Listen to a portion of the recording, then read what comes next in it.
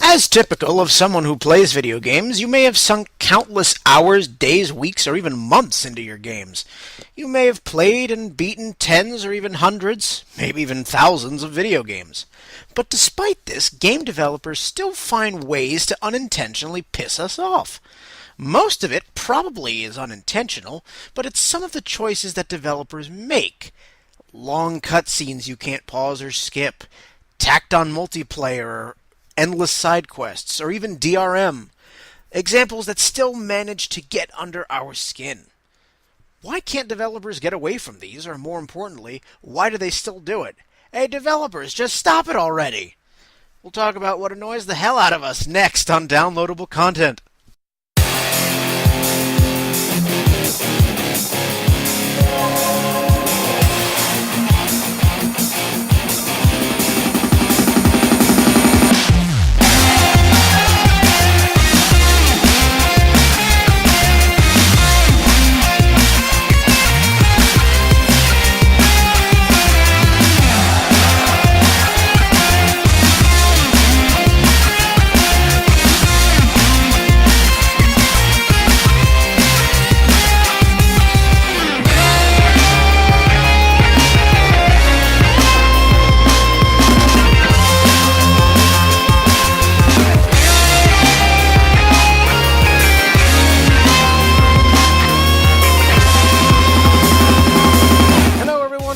Downloadable Content, Episode 2 of Season 5. I am Brian, and with me we have Ron.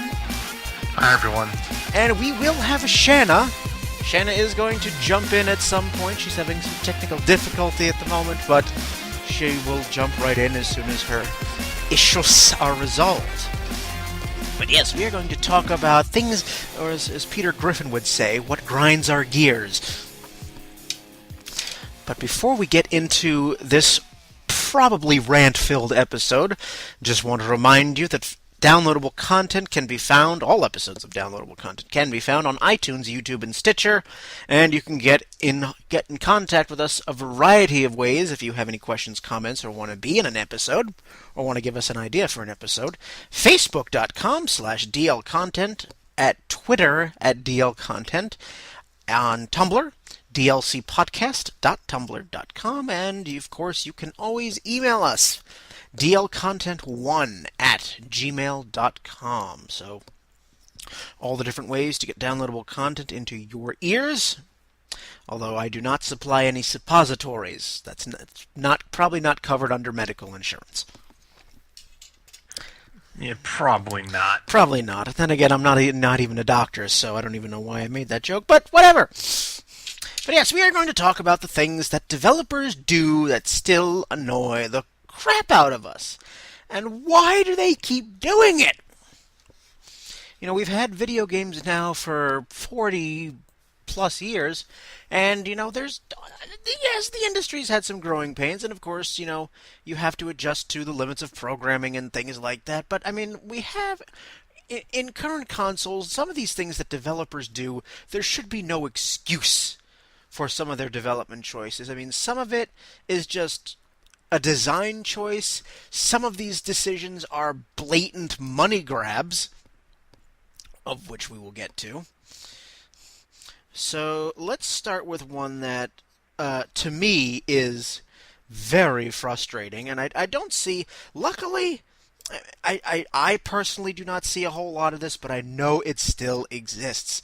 And the first thing I'm going to bring up is long-ass cutscenes you cannot pause or skip, especially ones that take place right before a boss.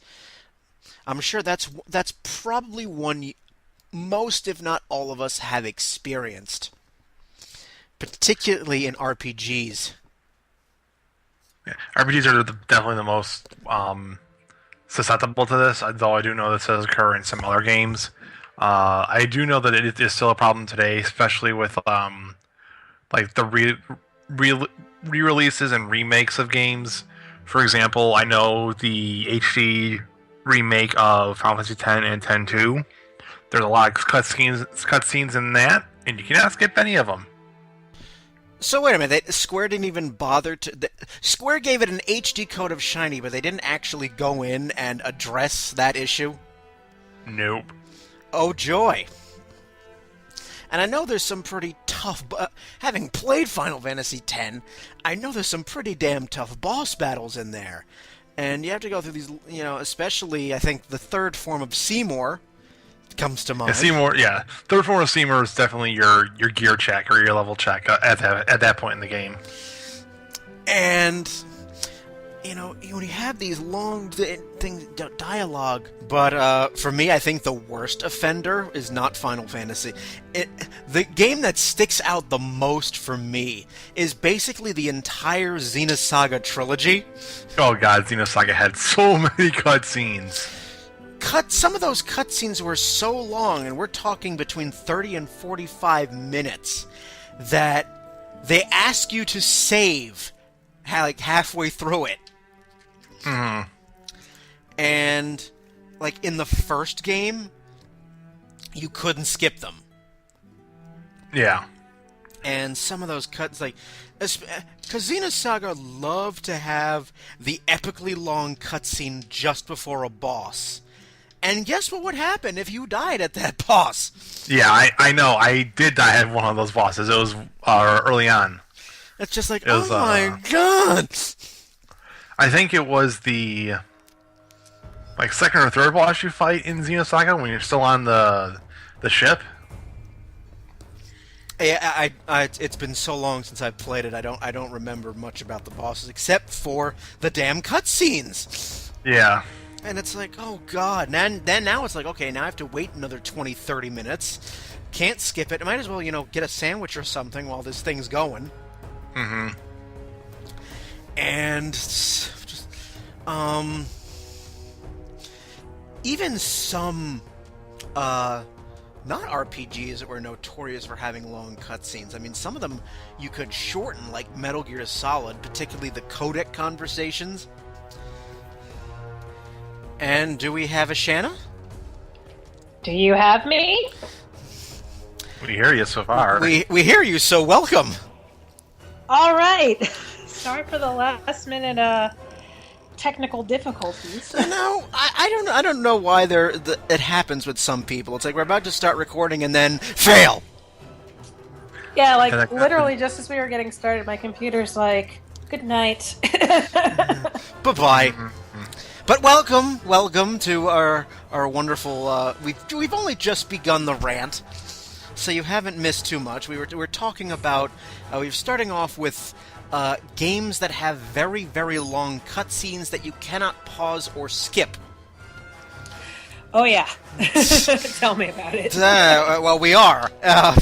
Ron brought up Final Fantasy X and X-2. I'm bringing up the entire Xenosaga trilogy. Honestly, I think that's what turned me off the first time I played. I guess it was. I don't remember which Xenosaga it was, but I remember I started to play it in college, and I was like, "Where does the game start?" And then I was, "Wait, I can't skip any of this," and I never picked it up again. I slogged through the entire trilogy, and, eventually they wisened up and could give you the ability to pause and or skip in the later games. But the first game, oh my god. It's all right, 20 minutes, 30 minutes, and then a boss, and then you die, and it's, oh. I mean, yeah, it's the fact that the cutscenes were so long that really made it bad. I mean, it's every time, because you have that shock after you beat a boss, but if you practice enough, you get good, you know what I mean? Yes. But it's when every time that you lose, you get up and go and make a sandwich and wait until your next time to try, you just lose interest. Yeah. That certainly, I mean, unless you're a masochist, I mean, there are gamers out there, plenty of them, who just are no, I'm gonna kill this fucker, the last thing I do! And, plow through that way, but, and even Xenogears, it didn't have long cutscenes, but just the blocks and blocks of text. There'd be blocks and blocks of exposition. I'm oh my god, this is homework. And with how much the plot relied on philosophy and I'm wow, this is like a dissertation. But I mean, I am not familiar with too many games that still have that mechanic today. I know they still exist because I still see people ranting about it. Well, I have kind of a similar rant right now because I'm playing Final Fantasy Tactics. Oh boy. And it's not quite the same thing. It's not that you can't skip cutscenes, so to speak, but they put dialogue in the middle of some of the bigger, more some of the more storyline-driven battles, I guess you could say. Yeah. So you're in the middle of and as it is, Tactics is it's very labor-intensive, let's say. In terms of just playing the game. In terms of that, as an RPG, it's just every battle that you do is very long. That's just the nature of the game. But there are certain scenes that happen within the battles. So you'll be sitting there, you'll be, mid-boss fight, so to speak, because you have quasi-boss fights in this game. The first round is fine. It's kind of cool that they, you're sitting there, you do a couple of moves, and then all of a sudden, the characters start to banter back and forth a little bit, and then you go back into the fight. The first time it's pretty fun. When you get stuck on a battle, 10 times in, and every single time you have to skip dialogue, it's really frustrating because you're just in go mode, you're just like, yep. I'm gonna do this move, I'm gonna do this move. It's a strategy RPG, so you're strategizing in your brain, you're ready to go, and then all of a sudden it's like, character comes out and like, Ramza, you are doing things wrong and you are not prepared to fight, and it's like Ramza's like, no, you don't understand the ways of the world, and it's like, shut the hell up, I just need to get through this level. It's very frustrating. I'm going to further add to that while we're talking about cutscenes. I'm sure we've all experienced this too. The use and now abuse of QuickTime events. Yeah. Oh my god! QuickTime events are so annoying. I understand that you want to have this cool little cutscene that you want to have some interaction for it too. That's fine. You use it sparingly. Don't be God of War using a freaking QuickTime event for every single little thing. Oh yeah, God of War definitely sort of beat that into the ground. Yeah, I think Kingdom Hearts 2 had a couple QuickTime event type things where basically just you time pressing triangle or X or something. Yeah, that was fine. Kingdom Hearts 2 had it, but it was pretty sparing. I mean, from what I recall, it was. I mean, it's been a while, but they were basically just throwing boss fights, and it was at the end of the boss fight. So it might be your last move.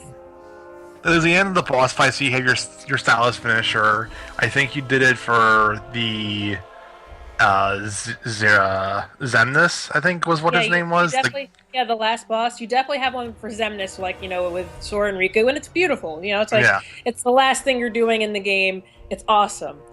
And when they're sporadically placed, it's kind of cool, but some games just get too reliant on it.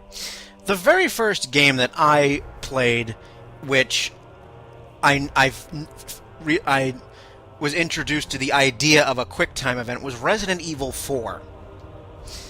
And at the time, I thought it was, very new and very cool, and the way that Resident Evil 4 handled it, I thought was done very well, even if you did have the very, very frustrating bit of if you mistimed it by a fraction of a second, you were dead. Mm-hmm. And also, to troll you further, Capcom would change the button sequence every time you tried to do the same QuickTime event.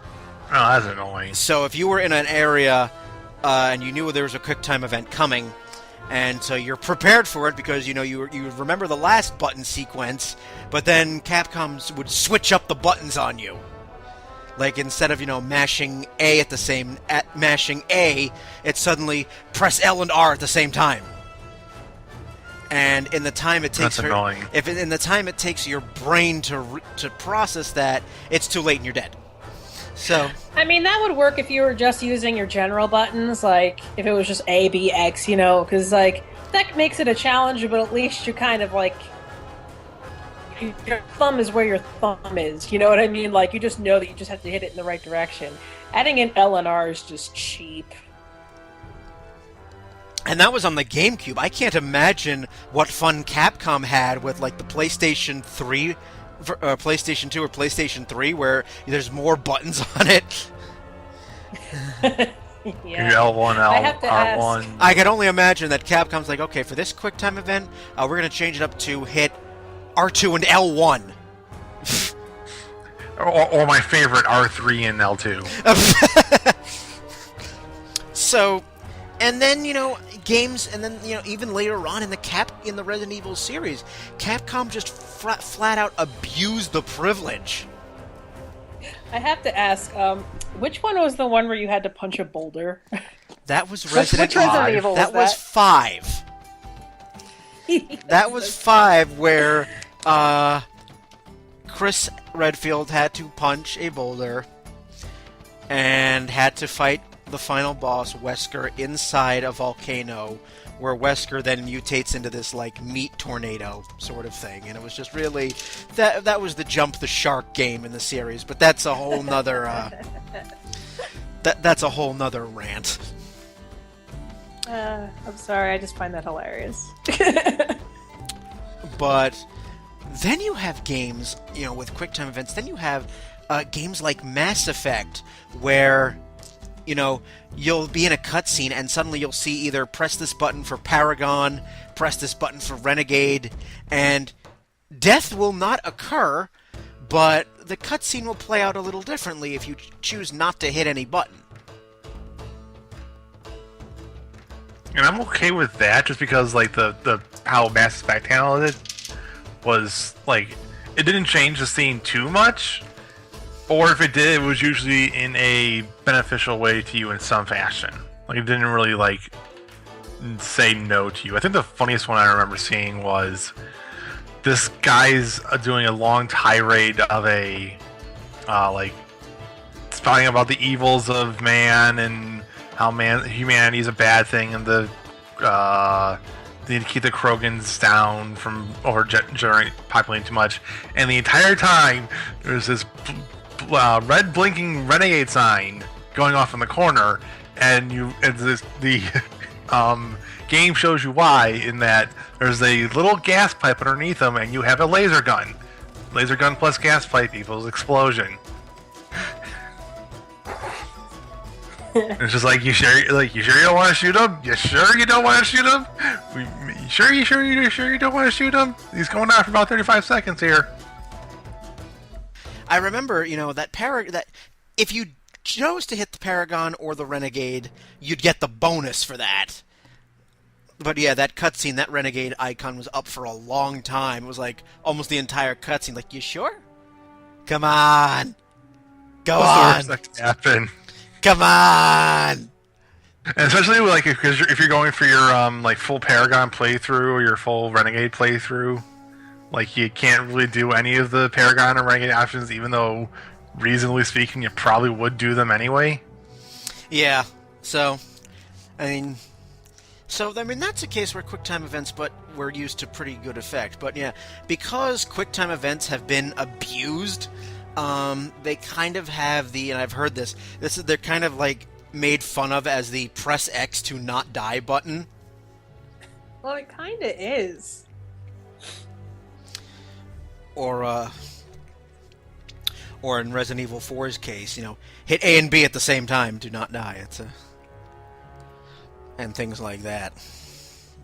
Well, it also, I mean, I think it's a good way to shake up gameplay. Just because it does force you to kind of like, it jolts you. It forces you to sort of think on your feet a little bit more, because it is very easy to get to, whatever rhythm you're in when you're playing a game, and then to kind of throw a QuickTime event at you. Sometimes it could be kind of, just fun because it's like, oh shoot, okay, now I gotta do this. But which is what I liked in Resident Evil 4. I liked when they did that. It's like, I like it in Kingdom Hearts because it's like punctuation. It's like a nice little exclamation point at the end of a battle. But, like, God of War, for me, it got a bit much. because like you would like if you failed the QuickTime event, you would kind of be back at square one. Like I remember having to do that with the Hydra in the beginning, and it was just like it got to the point where it was like, okay, I'm doing everything right, and then I'm getting this QuickTime event thrown at me, and then everything I've done's been undone. So womp womp. It's a bit of a double-edged sword. Mm-hmm. So some play, and QuickTime events are just one of those things that either players love them or hate them. There's kind of no middle ground. They can be done well, but oftentimes not.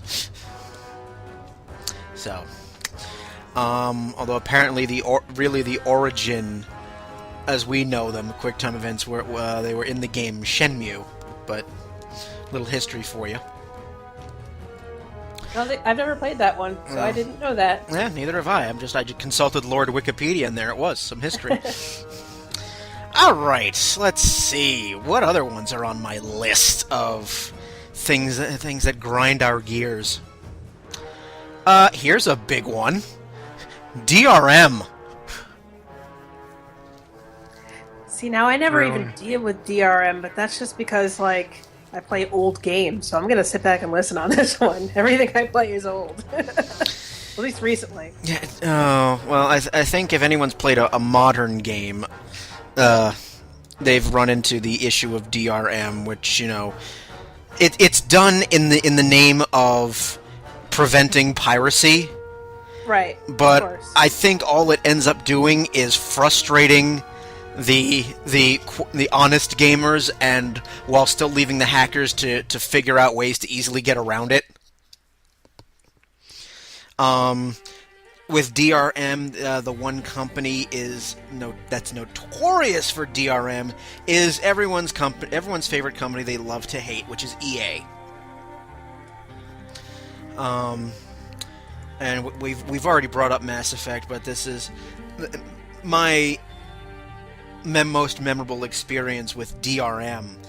Mass Effect requires that you phone home every time you start the game, even if you're playing single player.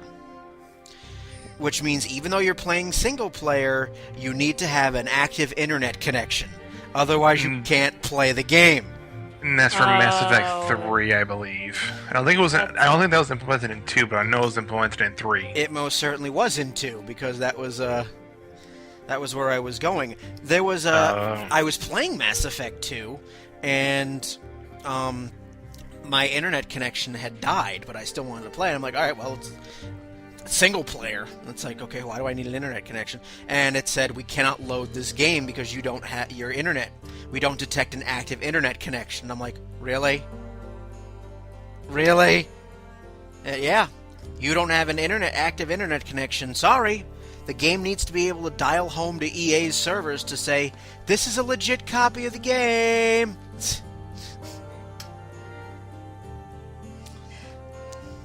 It's like, I understand the whole overreacting to piracy thing. I mean, I work in the music business, I get it. But there is that double-sided problem of then punishing the user. But the biggest DRM debacle, I think, Ron, you might remember this, SimCity. Oh, Jesus Christ.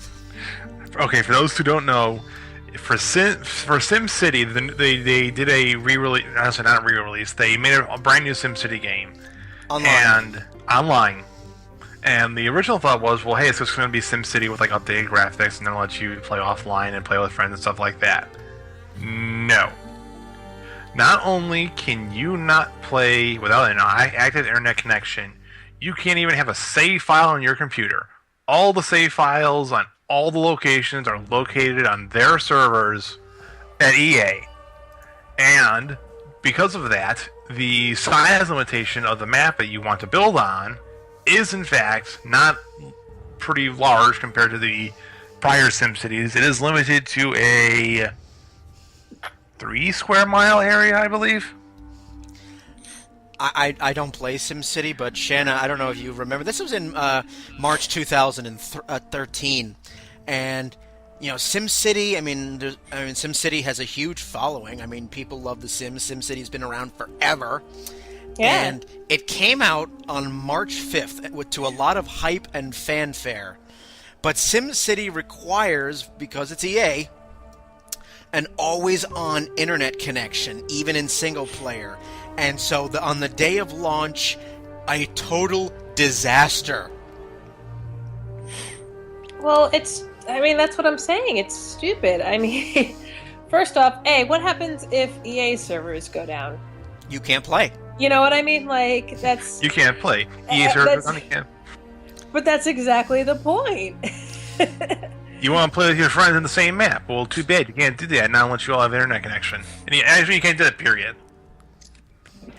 I mean, it gets down to the point where it's like, you're paying more for a service than for a product. And, that's when, or at least for, I think that's when it starts to be like it's not really worth your time. So, when it's faulty and when you can't enjoy what you're paying for. Yeah, the launch was a total disaster. And, there were so many issues.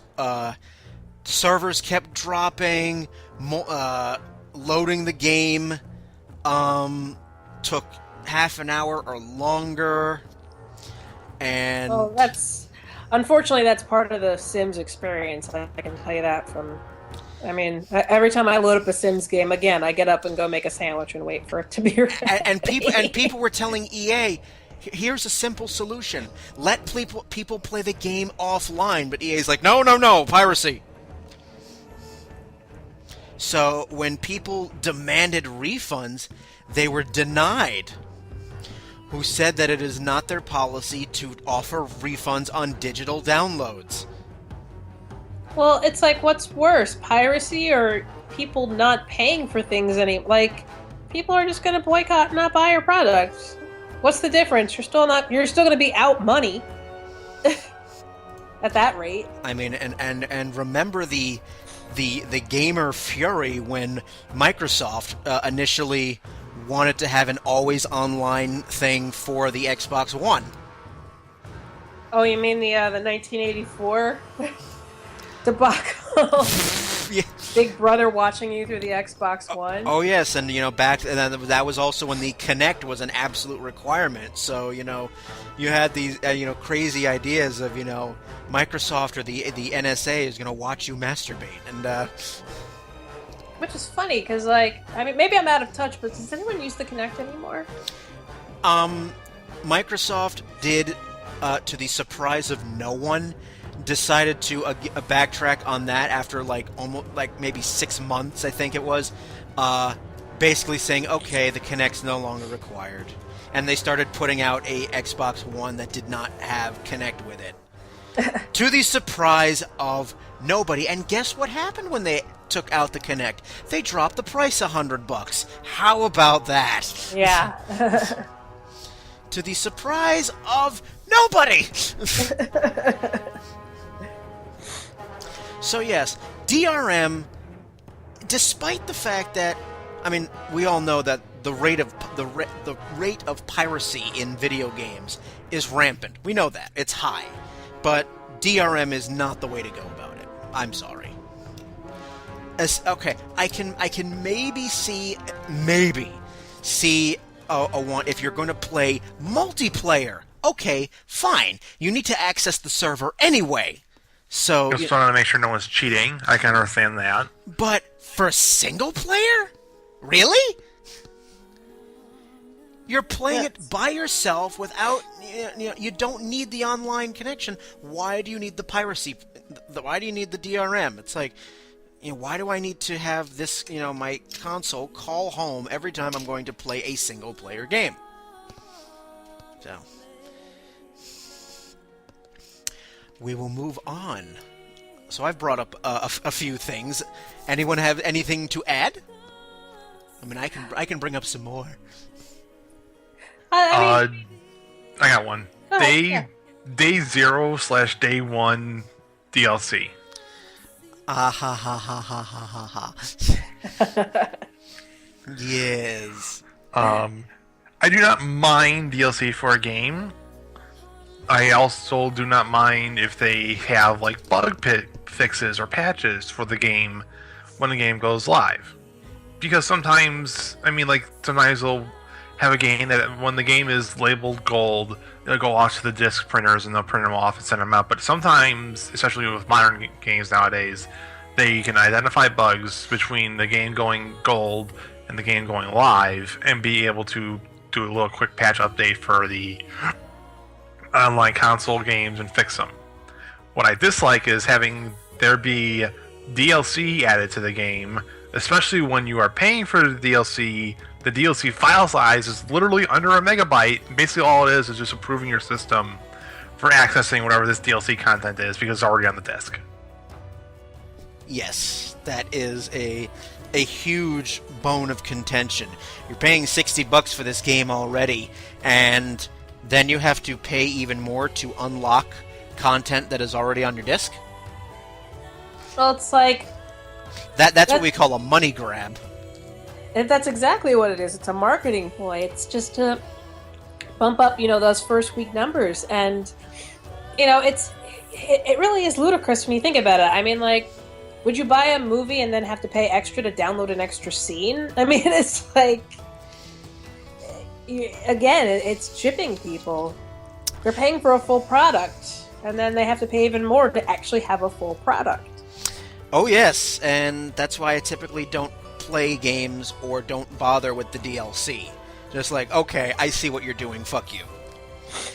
I mean, DLC is a fun add-on, after the game is out. It's like, once you've had the experience of the game as it is, and then, like, if you tack on a little something extra, I can understand that, like, later on down the line, because the player has already gotten all they can get out of the disc, and they want more. That's actually a kind of a good marketing strategy. Right, and I think actually a very good example of that, BioShock Infinite. Yeah. BioShock Infinite did a wonderful job of that because you had the game, which was already absolutely amazing in its own right, and then months later, they put out the 2 Burial at Sea DLC packs, which were side stories. Mm-hmm. That, I think, is if you're going to do DLC, I think, that's the way you go about it. You don't put out a bunch of DLC right at the start, because that, to me, just reeks of money grab. That's precisely what it is, because the whole point of DLC when it began was just to expand upon games that were already out. That's what it was. Then developers went, ooh, money! Well, that's exactly what happened, but it's just, it's BS, because, and not for nothing, it's like, if a gamer plays through a game and enjoys it and then gets the DLC, it's the same stuff I learned in, like, marketing classes back in college. You want to get a lifelong customer because in the end it actually nets you more money than trying to get people with quick schemes and stuff like that. Because at the end of the day, those people leave because they get sick of it. They won't put the money into your company, into your game. Going back to your earlier point, Ron, about the day one patches, and I'm not going to elaborate too much on this because I'm going to do an entire episode about broken games that come out at launch. I can understand, maybe a minor tweak, but sometimes these day one patches are gigantic. That it was very clearly obvious that the developer had to rush to put out the game, and there are glitches, and the game is essentially incomplete. So basically, we have become paid beta testers. We're paying $60 to essentially beta test a broken game. So, that's honestly the reason why I never buy a game right off the shelves. I never buy games when they first come out because I always expect them to be broken. I always wait. So, I'm going to be doing an entire episode devoted to that. But, minor tweaks, okay, fine. You might have missed, a small thing here and there. But games that are majorly glitched or incomplete, and you have end up with these huge patches because, oh shit, there was several game-breaking glitches we didn't notice. or were too rushed to notice. It's like, guys, you might want to rethink that. I know there's Dark Souls 2 has a glitch that wasn't discovered right away. It took a couple weeks for people to discover it, but once they did, it basically broke the game. It wasn't like one that you could actively like stumble upon, or I shouldn't say that. It wasn't a glitch that you could normally conceive of doing, but once you like learn how to like do the glitch, it proved to be very game breaking in the sense of that if you knew what you were doing, you could beat the game in half an hour when this game was designed to be played for like 10 to 20 to 30 hours. Oops. Whoops. Whoops. Congratulations, you have found Warp Zone. Yeah, it basically is, because you glitch through the environment and skip past like 3 or 4 different locked off zones and get to the final boss. They usually demonstrate the glitch now on speed runs and say, here's how the game was back when it was broken. Now they've mostly fixed it. Oops. Well, now you have Warp Zone in games... pardon me. Games other than Mario. Yeah. How about that? So, I think we'll have one more gripe before we cut to break. So, who has one? Because I have plenty more. Well, I gave one. Why don't you go ahead, Shanna? I did have a couple written down here. I guess I'll just give you a little one for right now since we're gonna go to break in a bit. And this is again something that I deal with a lot as an RPG fan, but I know it's in other games as well. The trope of losing all of your items and equipment in a game for a span of time. I understand that it could be, like a good thing at some points because it does add a new element to the game, but it got so overused. I mean, is that still like a thing? Is that still happening a lot in games where you just, everything that you've accumulated, there's a point where you get to where you lose it all? I haven't had a game where that's happened recently. Really? Not recently, but I can certainly think of games where that's happened. Outside of RPGs, Metal Gear Solid, you have 1 and 3, you have areas where you lose everything and you have to recover it. I don't know, I was trying to think more of like, in-game content again, rather than like, sort of this out of, game stuff, just to sort of bring it back to that. But I don't know. I just remember like it got to a point where I felt like almost every game I was playing had a point where it's like, all right, you got all this stuff, now lose it. It actually made me stop playing a game. I mean, I kind of hated this game anyway, but Magna Carta, which is an RPG that came out on Atlas, I don't know how long ago, but I already was very frustrated with this game. I really wasn't crazy about it. I was trying to push myself to play through and beat a non-square RPG for once. And I really tried with this one, but and the thing is, typically when they use this trope, it's sort of kind of in the middle of the game or close, maybe like third act, but not really all the way at the end. I probably had about 2-3 hours left in this game. No, not even. I probably had about 2 hours left in this game tops, and they threw this in, and I literally looked at this game and I'm like, I threw away like 60 hours and just didn't even beat this. I was like, done. Can't take it. Done. I'm not even gonna bother. She broke down in a pile of tears, and that was that. I broke down in a pile of rage. Are you kidding? The console got broken. Everything just fell to pieces at that point, and that's it. Game over. Although it was definitely game over at that point. I was just like, no, I'm not starting at square one at this game. No, I haven't encountered too many games where I've run into that. However, while you're on the subject of RPGs, we'll have another trope that annoys the fuck out of me. This concerns games that are direct sequels to games and feature the same characters. And just from a plot perspective, like like Final Fantasy IV, and then you have Final Fantasy IV: The After Years. You know, you play as the same characters, but you're like, really? You leveled up all that much in Final Fantasy IV, only to have these same characters atrophy so badly? What happened to all of their abilities and magic they picked? You know, Cecil and Rosa are getting all fat and living up in their castle and being all kingly and queenly, and, you know, they're not running around fighting goblins and whatnot anymore in Marble Rose, so they're going to get a little doughy. Or, you know, you want to talk about rage quit. Wind Waker. And what was the immediate sequel of Wind Waker? Was it Phantom Hourglass? I know I've got it buried somewhere in my pile. It's Phantom Hourglass. Yeah, okay. It was Phantom Okay, Hourglass. here's the thing. Here's the thing that made me stop Phantom Hourglass 5 minutes into the game. Phantom Hourglass literally takes place right at the end of Wind Waker. And not even before the freaking opening credits of Phantom Hourglass are done scrolling does Zelda get fucking kidnapped again.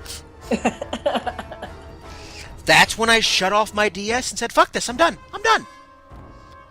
But she always gets kid. Did you actually expect to play a Legend of Zelda title where Zelda, like, is in the game from beginning to end? I expected her to get kidnapped, but not right after you fucking rescued her not 10 minutes before. Okay. The blood of Ganondorf is still on your hands. And she gets yoinked again. I'm like, no, no.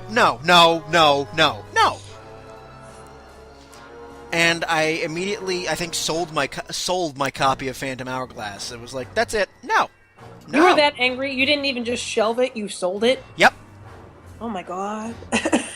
Story is very important to me in a video game, and when me too. And when you have that happen in a direct sequel, you just spent 20 or 30 hours rescuing this asshole, and then not 5 minutes into the new game, as the memory of the old game, of the first game, is fading into memory, she gets yoinked again? I understand that it's Zelda, and I know that's a trope, and I understand all that, but I just, my brain could not take that. I'm like, this is a direct sequel to Wind Waker, like, 5 minutes after the game ends. Not to mention that you're depowered immediately afterwards, too. Yeah, you lose all that shit. You go right back to 3 hearts. I guess 3 I never hearts, really don't think of have it the that Master way. Sword, don't have the hook shot, don't have any of your strong shit. You're literally just starting off fresh adventure Link. Like, really?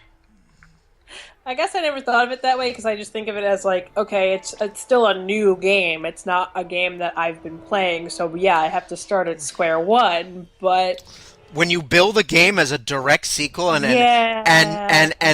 like so direct sequel, like this takes place 5 minutes after the first game ends. I didn't think about the suspension of belief that kind of comes with that. When it's like literally starting 5 minutes after the last one. You know, I was, you know, not quite as pissed, but Nintendo pulled the same shit with Mario Galaxy and Mario Galaxy 2. But Nintendo covered their ass by saying that Galaxy 2 takes place 100 years later. First of all, Mario, Peach, and Bowser look fucking good. Give me Canada with their plastic surgeon, Jesus. My goodness, they look great. 100 years later, and they haven't aged a fucking second. Not a gray hair in Mario's mustache. No, not a gray hair. Peach still has perky breasts, and no. Bowser isn't a crackled old turtle. Nothing like that. Yeah, no. Cranky Koopa. That's an interesting one. But I had to, again, I was not as mad with Mario Galaxy 2, but I was still like, apparently in the Mushroom Kingdom, they have a fountain of youth that they give out for their healthcare system. Or just infinite one-ups. My God. But, I had to put Mario Galaxy 2 down. I didn't, do the same extreme reaction as I did with Phantom Hourglass, but I had to shelve it for a while, like, You have to, then just take it at face value at that point. At that point, I love storyline, but... At that point, I came to the conclusion that Princess Peach and Bowser just are doing this now to troll Mario. Peach and Bowser are actually the best of friends, and they just do this just to troll Mario. Yeah. But Mario takes it all in stride. Meanwhile, Luigi is busy plotting his brother's assassination. So then he can just vacuum him up in a vacuum? In his ghost vacuum? That would be a lot of work. No, but the Poltergust 3000 can suck up a lot of things, apparently. So, on that note, we will cut to a break here. Well, I have to go blow off some steam now after ranting about Phantom Hourglass. I have to play some Mortal Kombat or something, for fuck's sake.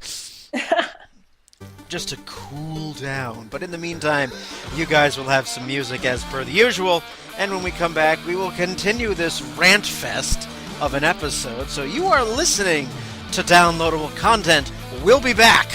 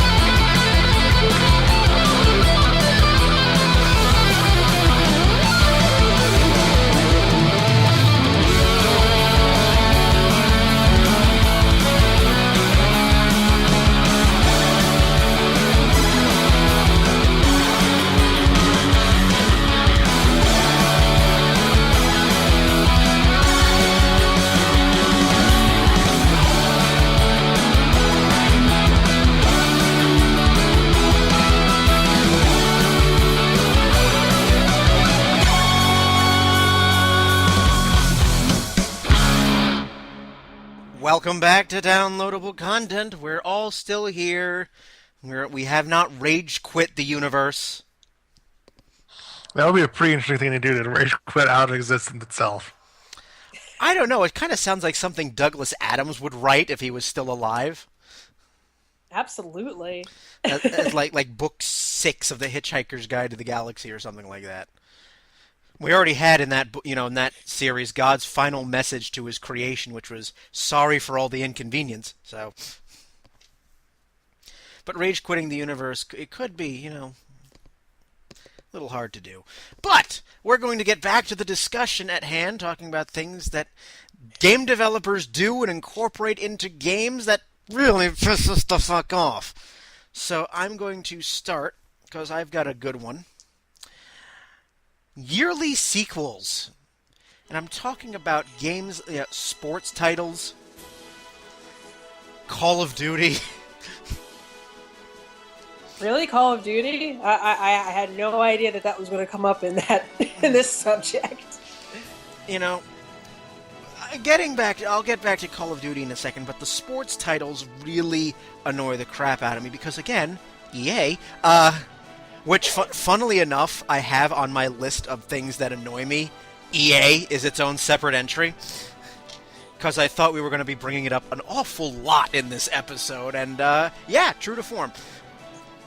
But sports games, I mean, obviously we get a whole slew of them every single year, and every single year you are expected to pay $60 for what amounts to essentially just a roster update. Roster update, maybe, possibly, though unlikely, slight gameplay improvements and number changes. Like behind the scenes, under the hood number changes. That's about it. I mean, I think that really, it only caters to the real sports fans who do just want that update, like latest players. Yes, and I agree with you there because I mean, who plays sports titles? Obviously, major sports fans. But I mean, developers could probably very easily, for maybe $10 to $20, do a patch with the latest roster updates and latest tweaks, instead of shelling out $60 every single year. It's the exact opposite of what we were just talking about. Ironically, it would be more beneficial again to the gamer if they just had new lineups as DLC. Yes. Like, okay, here it's like you're playing NBA whatever NBA 2K whatever we're on. It's just like, okay, here's the latest roster for the Lakers. Here's the latest roster for the Miami Heat, whatever. That would make a lot more sense. But, they lose money. The developers lose money on that, so... How? The rules of the game don't change! No, they don't. But, what's more cost-effective to them? A $20 DLC or $60 a game every year? For every season. Yeah, so, that's... Again, that's up there with that whole money grab, and, Exactly. In that money grab, I throw in Call of Duty, because, again, the gameplay is pretty much the same, and this series makes... I swear there's a new installment or 3 every year, because I'm always hearing about them. They could just be blurring together at this point, and every single installment of Call of Duty makes money hand over fucking fist. I literally can't even tell you how many Call of Duty games are. I literally have no clue, because I feel like there's just always a new one out. It seems like there's about 8,000 of them. Obviously, that's a gross exaggeration, but a new 1 or 2 come out every year, it seems. And it's like, dude, it's the same fucking game. Well, I feel like I worry sometimes because I feel like the market follows suit with those sort of things, and I feel like the pool of popular titles seems like it's getting smaller. I don't know if it's just me or not, but I feel like when I watch E3 every year, I feel like it's just the same titles over and over and over again, and that's because they are. Yeah, I mean, it gets to the point where it's like sequels and prequels and reboots, and etc. Yeah, do we really need another Assassin's Creed?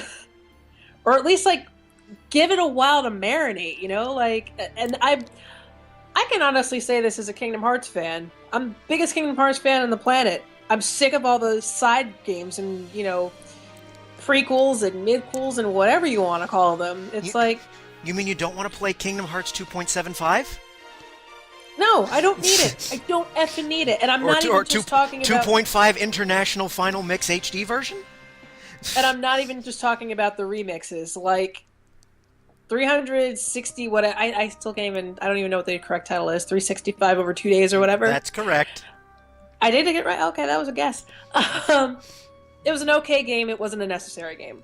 I mean, I get it. It was fine, but I just feel like I'm like, you're just putting out, like, you're giving me snacks when I want dinner. I want Kingdom Hearts 3. That's what I want. All this side stuff is okay and it's cool, but it got overkill. Like, give me the next game, but like, allow me to have that time to get excited for it. You know what I mean? Like, yeah, we've been waiting a long ass time for Kingdom Hearts 3, but quite frankly, all these little side games didn't really satiate my hunger for that game. It just sort of made me feel like, well, they muddied the waters and now the story's more convoluted than it needed to be. And like, there's something to be said for, having a great game, playing it, and then, having that time to sort of get amped up for the next game and having it be a true predecessor. And then there's also something to be said for a series being able to stand on its own. Like, Mass Effect. 3 games, in and out, done. I would hate to see them just start to milk that and add in all sorts of side crap to that series just because it's a selling name. Well, the next Mass Effect game is in development, so... Ah, damn it. We don't know what it's going to be. The one thing, to elaborate on the Mass Effect universe, I do not mind if they make more games in that universe, because if you've played the trilogy, there is so many things that BioWare can explore. They made such a huge universe that they, as long as Shepard's story is done, then yes. I feel that BioWare can do a lot more. There's so much potential there to make more games in that universe. Just don't use Shepard. That's that a story. Good way to do things. That story is finished. Let that stand on its own. Like, let that. Like, I mean, I guess it's almost like in a way like Star Wars. Like the Star Wars games don't center on the main characters of the Star Wars films. So that kind of makes it work, because it is a big, large, expansive universe, and it allows you to be in that universe, but it's not creating so much storyline and so much convoluted crap because they just want to keep it going that suddenly the entire experience gets dampened, because that makes the lines blur at the end of the day. When they do that and they do put in too much story and too much effort to just try to keep something going, you fall out of the story because you realize that it's all cash grabbing to a certain extent, and that ruins a game, Although I'm convinced that Kingdom Hearts 3 at this point is going to go the way of Duke Nukem Forever. I won't believe it until I actually see the damn disc. Oh, me too. And it better it better be the best game I've ever played at this point. I've been waiting too damn long, man. I know, you and everybody else. I mean, I just got Kingdom Hearts. I bought Kingdom Hearts 2 in college. That was a long time ago. I for Christmas I got Kingdom Hearts 3D. So I have to start Dream Drop Distance. But going back to the frequent yearly sequels of everything, I'm waiting for Call of Duty to do what Guitar Hero did, and in which that market got so saturated so quickly that it just collapsed.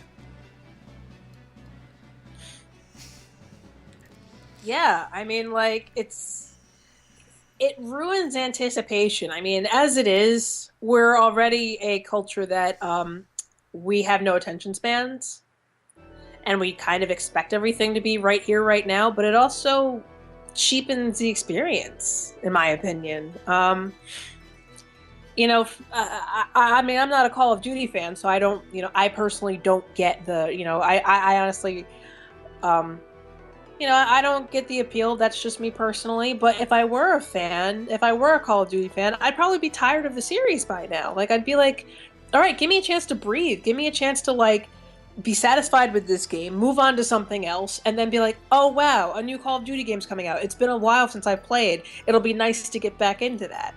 Like, it just kind of cheapens the experience. I agree, so... Ron, you've been quiet for a while. I was letting you guys talk, that's all. Okay.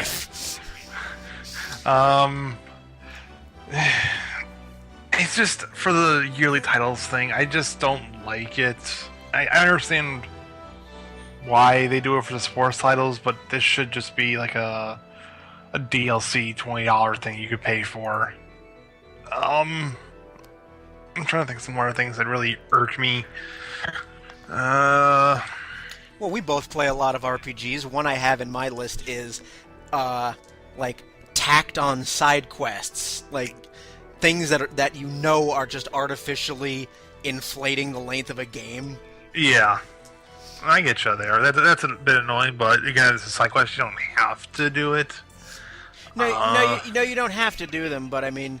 But, then you have games in which you have to do a lot of mandatory story quests, and many of them are like fetch quests or escort missions, and that just gets boring. That's kind of honestly why I fell out of WoW. I didn't know you played WoW. I tried. I did for a little bit. I tried, but it started to feel like it was more like, go puppy, go get it, now catch the stick. I got really bored really fast. I'm sorry. I think one of the things that really annoys me with MMOs lately, because I've been playing various MMOs for the past 6 years now, is that once you get to endgame, and by endgame I mean like your max level and things like that, and you're running all the endgame content, you quickly realize there isn't very much endgame content. They're just setting you up for the next patch.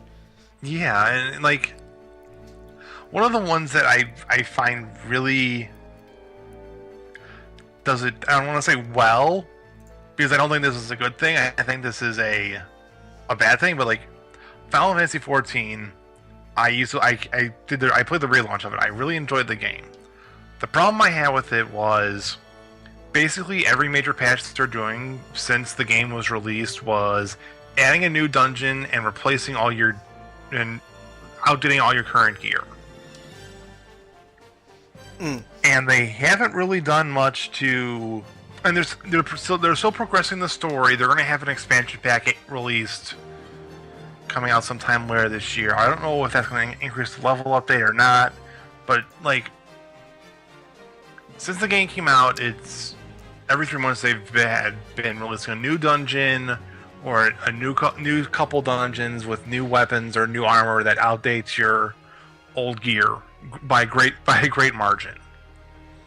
And you basically spend the first month of the game like getting to and learning the new dungeon, the next month farming out the dungeon, and then you spend the third month waiting for the new patch.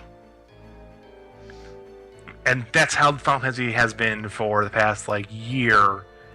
And I'm pretty sure most MMOs are starting to follow a very similar pattern. And I don't like it.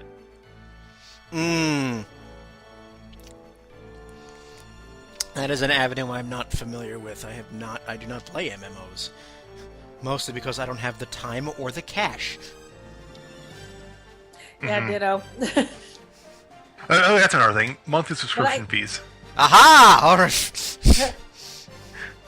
I can understand what that you want.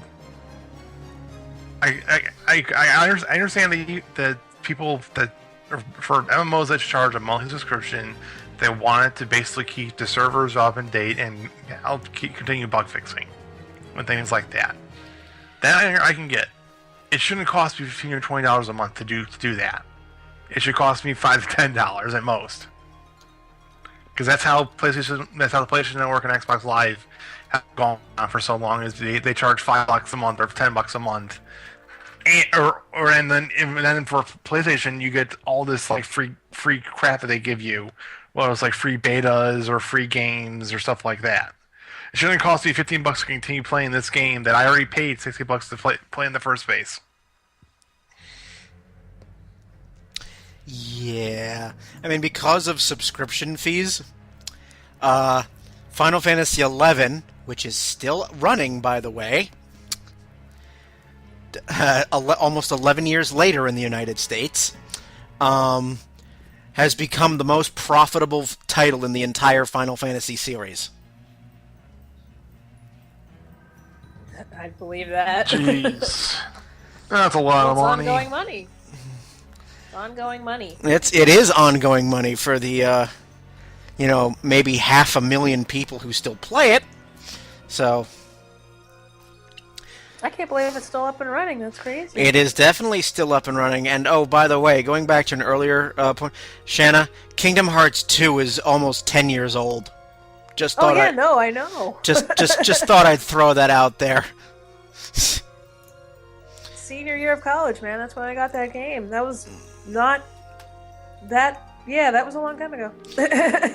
Yeah, Kingdom Hearts 2 came out in December 2005 in Japan, and then came out March 2006 here. So yeah, it's almost 9 here. Almost 10 in Japan. So yeah, again, Kingdom Hearts 3 is dangerously close to going into like Duke Nukem Forever levels of ridicule. It's my Chinese democracy, man. Like I said, as long as it's not a letdown. Comparing it to Chinese democracy and Duke Nukem Forever, that's kind of a bad omen. But I mean, it's just yeesh. So yeah, if they plan to keep, I mean, obviously Sora, you're going to play as Sora for Kingdom Hearts 3. Are they going to keep Haley Joel Osment? I'm sure he doesn't have that high childlike voice anymore. Well, they actually made a point in the second game to have him go through puberty for that very reason. There's that whole scene where they're like, "Oh, Sora, you've gotten so tall." So like, now they're going to be like, "Sora, you sound like a grown man." And we'll watch Haley Joel Osment has this deep voice. I don't know. Suddenly he's gonna sound like Christian Bale as Batman. Like, let's go, Goofy. It'd kind of be hilarious, though. But where was I? So yes, another thing that grinds my gears, so to say. This happens more in the mobile and casual games. Free-to-play games that are not actually free. Oh, that's a big one, actually. And I haven't. Candy Crush. Oh God, the Facebook games and the mobile games. These annoy the fuck out of me because you watch them be swindled. And I've read news articles about how kids who get a hold of their parents' phones or whatever will like rack up thousands of dollars in microtransactions and in-game purchases. Absolutely, yeah. It's like, oh, you want to keep playing? Pay $1. And you think that you're like, okay, it's only like $1 for this little power-up or whatever, but you keep shelling out dollars, and yeah, suddenly you get the cell phone bill, and it's like, what the hell with the data and the... Well, it's so cheap. You know what I mean? Because like you said, you feel like you're being taken for the proverbial. Again, it's like the DLC thing. You're getting nickeled and dimed the entire time, and you're not getting the full experience of the game. I mean, I would rather pay full price for a mobile game on my phone and play the entire game than get suckered in with free play, which is exactly what they're doing, and then be like, "Oh, you having fun? You having fun, right? Here, pay us $1 to keep having fun. Oh, wait, you want to make this easier? Here's a bomb. Pay us 50 cents," or like whatever it is. And it's like, that's not playing anymore. That's like going to Vegas and losing your money. I don't know. Well, not quite gambling, but when you know, like, typically, you know, those types of games have a setup where, you know, you buy all these power-ups and it kind of really unbalances the game, and now you're kind of making, like, it's sort of like a pay-to-win sort of thing. That's exactly what it is. The And game is not too bad, but other ones is really, really bad. yeah, I mean, luckily, I mean, more and more people are catching on to that, so we have less and less of those. But still, they still exist, and again, that's another one of those blatant money grab things. But they also, like you said, it's also more in the mobile gaming market. Like, I think they kind of know they can get the more casual sort of gamers with that sort of thing. So that's why it's milked there, more or less. Like, Yeah, I mean, most of the, quote, more hardcore gamers don't go anywhere near these. yeah, no, they don't. And, like, if they were to put that in...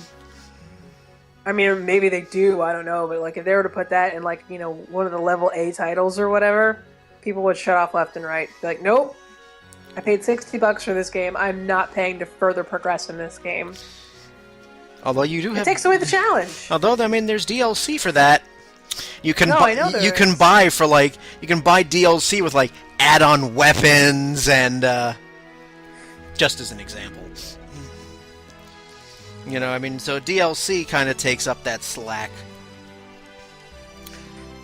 So there is one more thing I want to mention before winding down. This happens more so in the indie game world, the indie developer land, and that's early access games.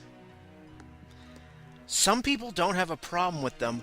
I personally do. I do not like paying for an incomplete game. Because there have been instances, and admittedly they are rare, where, you know, an indie developer will put out, you know, an quote early access game. It's unfinished, but people will pay for them, and then the developer will just be like, you know what, I've made a boatload of money, I'm not going to finish the game. So you're basically kind of being paid. You're paying to be a beta tester, Yes, in a sense. pretty much. And it, you know, the issue was noticeable enough for Steam to take notice and basically issue a warning to any... There's a warning on any game that's in early access mode, that then Steam says, you know, you're paying for a game that is incomplete and may never be finished.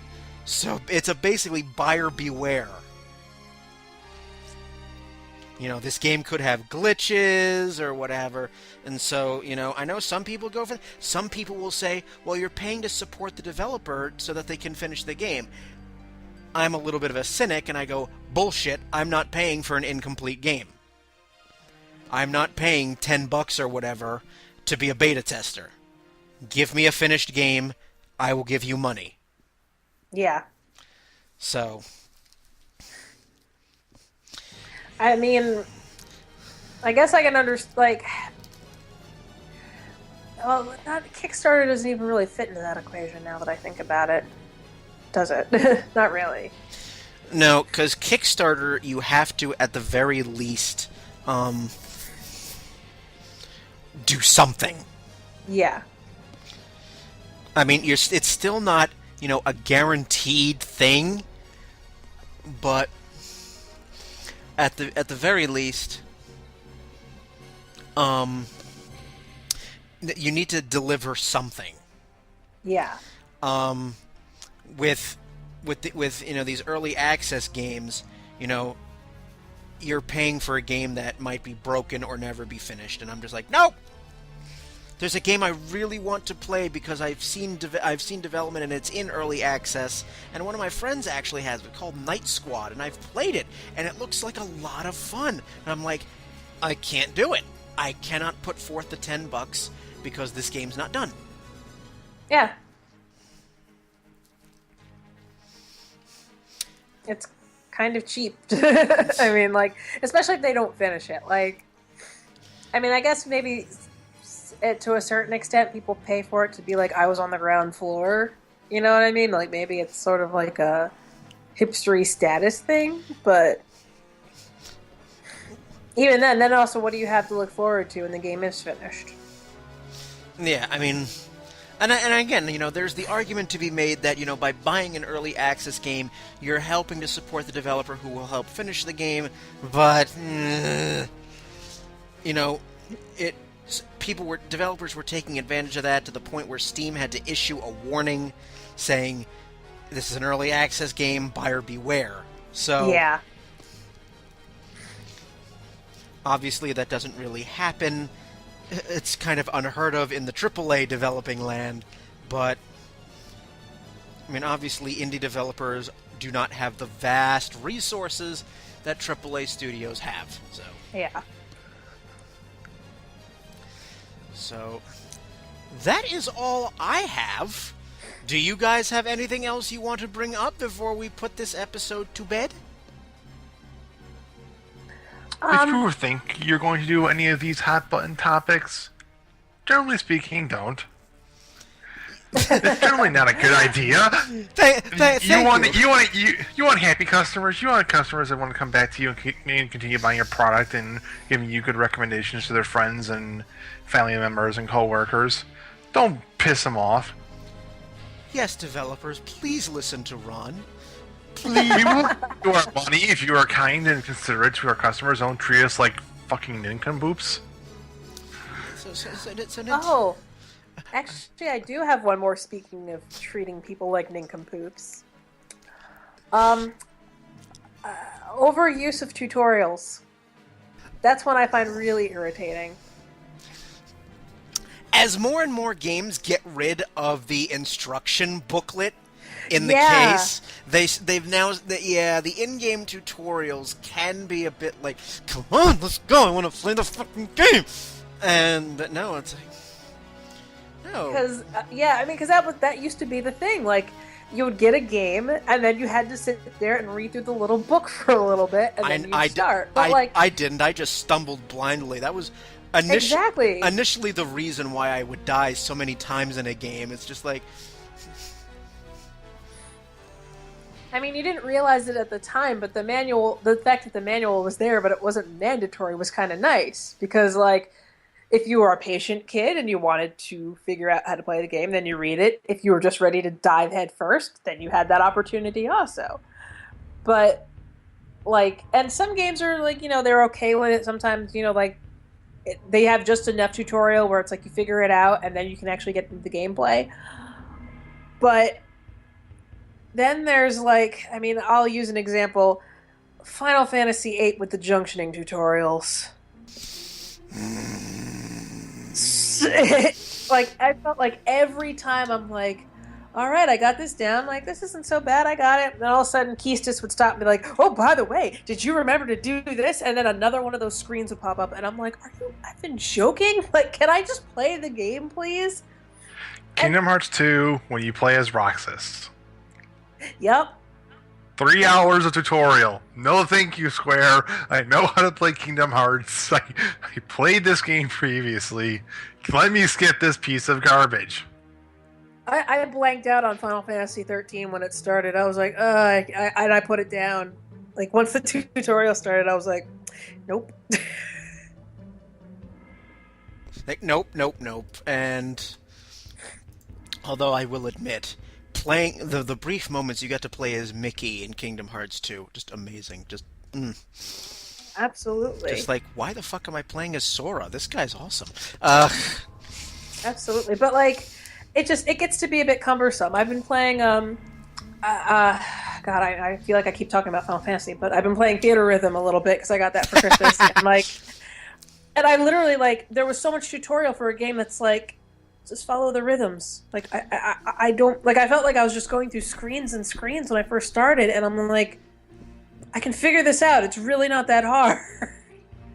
And I don't know if it's because, like, at some point gamers have become entitled and they don't like it if a game's too hard. I don't know if that's the issue, but, like, there's something way more satisfying about kind of figuring out things on your own. Like maybe it's just my personality. I've always been somebody who learns better by doing than by reading about something.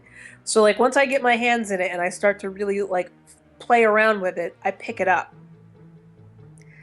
And I feel like that gets lost in games where there's too much tutorials, because like eventually you just stop paying attention to them and you're just as lost as you were before, but now you've wasted time. Yeah, I mean, that's definitely, it's like, oh well, hold this to do this. I'm like, okay, I got it. Excellent. I mean, it's funny, like, you know, like I mentioned before we started recording, you know, I'm playing Ocarina now, and I get why people get driven nuts by Navi. I mean, yeah, she's helpful, but I also don't need constant reminders of how to do things. Like, no, I get it. It's okay. No, it's really okay, Navi. I remember how to fight like this guy and that guy. And then after about I don't need you to remind me. I don't need you to remind me how to deal with the wolves. I know. And then hit. after okay. after 10 hours of this, then it's like, Navi, I'm going to use a fucking can of raid on your ass. I kill you. You know?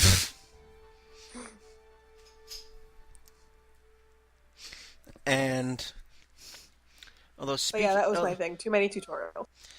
So do we have any other final thoughts to add? I got nothing.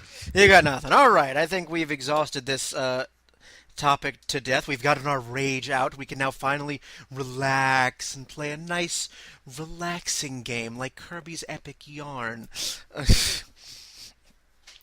But if you have... wait. I do have one more little one on the topic real quick. And it's a classic. Save points being too far apart from one another. And I'm done. That problem has now been largely fixed with current consoles. Current console auto-saving. Autosaves. Oh, no, I know. But that's just a classic old school problem. That was a classic problem of a couple generations ago. But not anymore. That problem's gone.